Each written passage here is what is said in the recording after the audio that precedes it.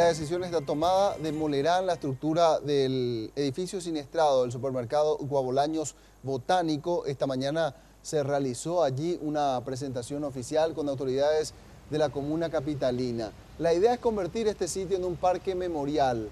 Mauricio Durán tiene todos los detalles. Adelante, Mauri.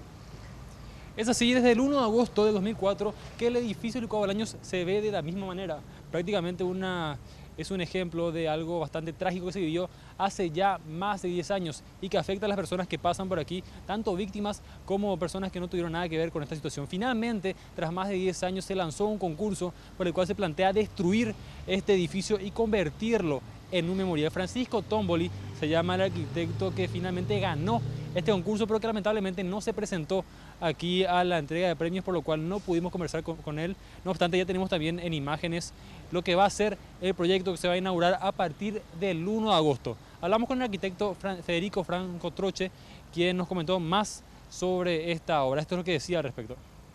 A partir de ahora se inicia el proceso de desarrollo del proyecto ejecutivo que permita llamar a licitación.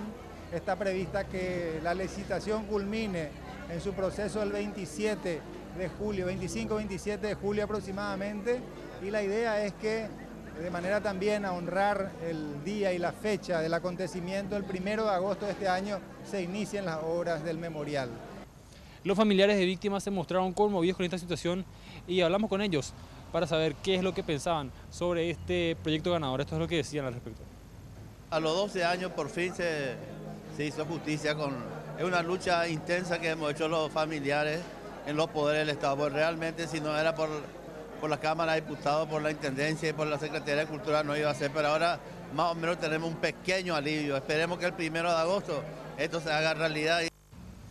La obra debería estar culminada para el 2018 y lo del presupuesto será destinado por parte del Congreso de la Nación, lo decía también Federico Franco Troche. Por el momento es todo, compañeros, volvemos a estudios.